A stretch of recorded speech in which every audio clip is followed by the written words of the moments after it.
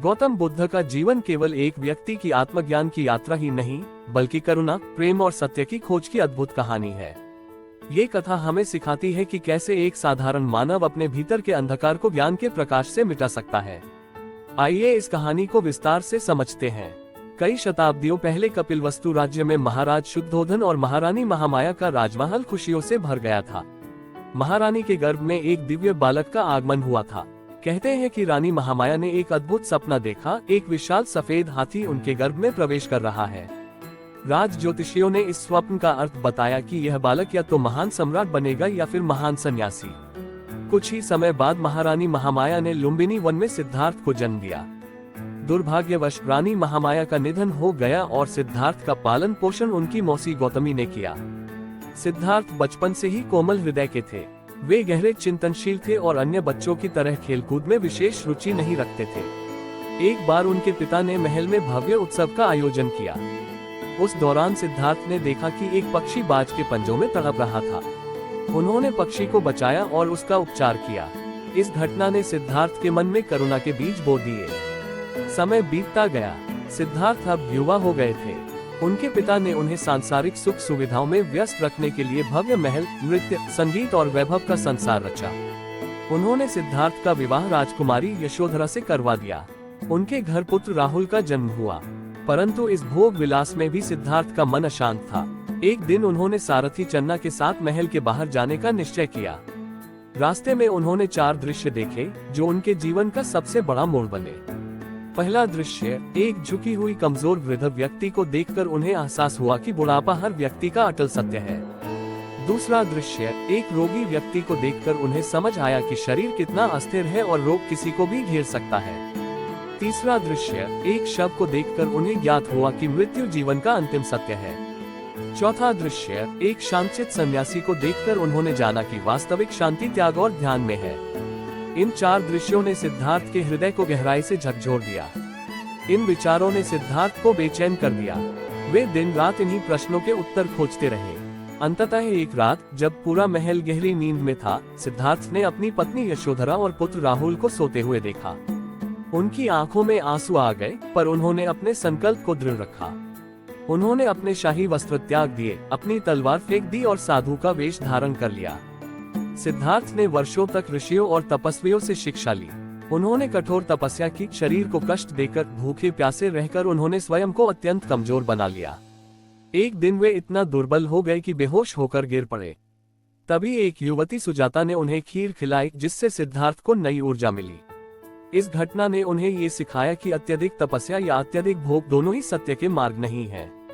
उन्होंने मध्यम मार्ग को अपनाने का निश्चय किया। सिद्धार्थ ने बोधगया में एक पीपल वृक्ष के नीचे ध्यान करने का निश्चय किया। उन्होंने संकल्प लिया, जब तक मुझे सत्य का ज्ञान प्राप्त नहीं होगा, मैं यहाँ से नहीं उठूंगा। कई दिनों तक सिद्धार्थ ध्यान में लीन रहे। इस दौरान राक्षस मारा ने उन्हें विचलित करने की कोशिश की, भयानक रूप धारण कर डराया, सुंदर अप्सराओं के माध्यम से मुंह में फंसाना चाहा, पर सिद्धार्थ अडिग रहे। आखिरकार एक रात सिद्धार्थ को गहन आत्मज्ञान प्राप्त हुआ। उन्हें जीवन और मृत्यु का चक्र, कर्म के सिद्धांत और निर्वाण का मार्ग समझ आया। इस दिन वे सिद्धार्थ से बुद्ध बन गए, अर्थात जागृत पुरुष। बुद्ध ने अपना पहला उपदेश सारनाथ में अपने 5 पूर्व शिष्यों को दिया। इसे धर्मचक्र प्रवर्तन कहा गया। बुद्ध ने लोगों को अष्टांगिक मार्ग का उपदेश दिया, जिसमें शामिल है 1. सम्यक दृष्टि, सही दृष्टिकोण। 2. सम्यक संकल्प, सही विचार। 3. सम्यक वाणी, सही वाणी।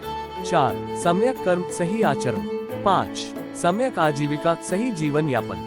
6. सम्यक प्रयास, सही प्रयास। 7. सम्यक स्मृति, सही स्मरण। 8. सम्यक समाधि, सही ध्यान। बुद्ध ने करुणा, अहिंसा और मैत्री का संदेश फैलाया।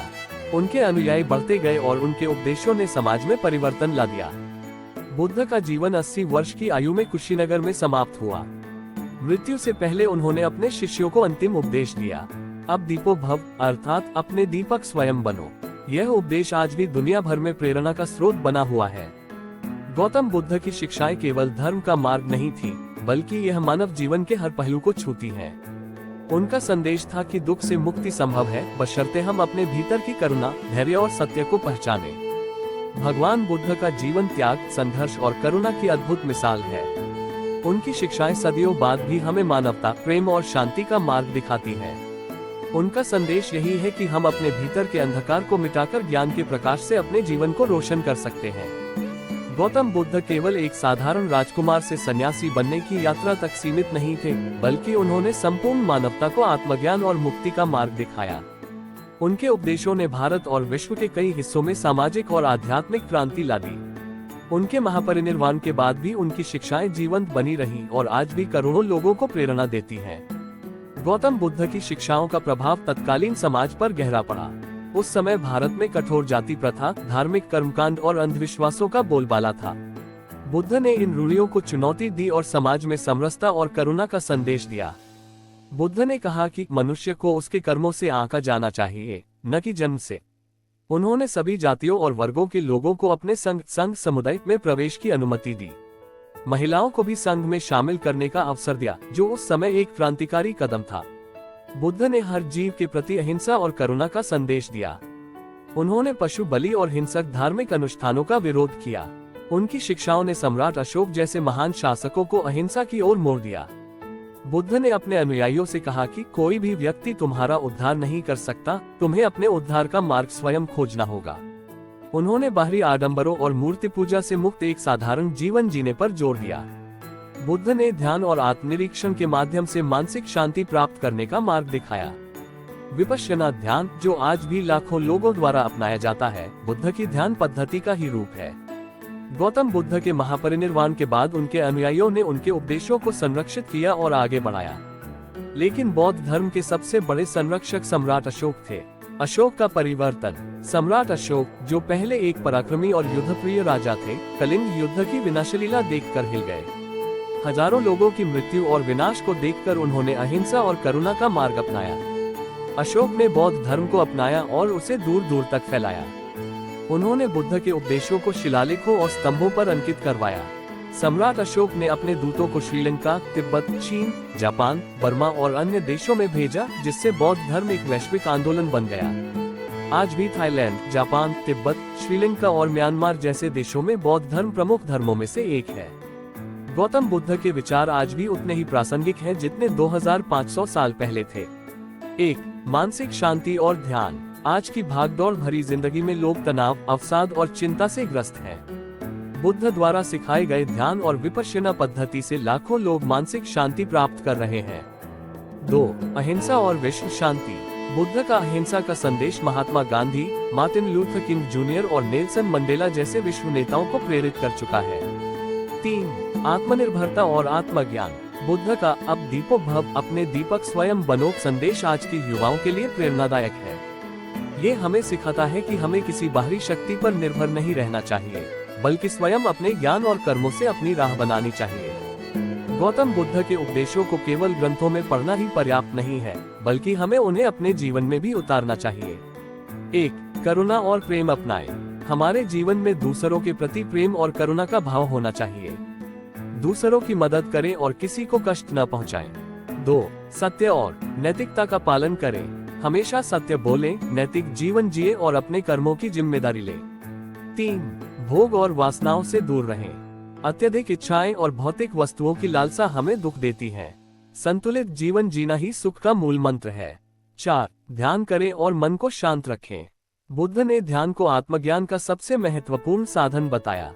प्रतिदिन ध्यान करने से मन शांत होता है और आत्मज्ञान की प्राप्ति होती है। गौतम बुद्ध केवल एक धार्मिक गुरु नहीं थे, वे मानवता के सबसे महान मार्गदर्शकों में से एक थे।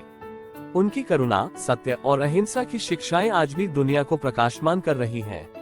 उनकी कहानी हमें सिखाती है कि हम चाहे किसी भी परिस्थिति में हो, यदि हमारे भीतर सत्य की खोज की ज्वाला जलती रहे, तो हम भी आत्मज्ञान प्राप्त कर सकते हैं। बुद्ध के अंतिम शब्दों को हमेशा याद रखें। अब दीपो भव, अपने दीपक स्वयं बनो।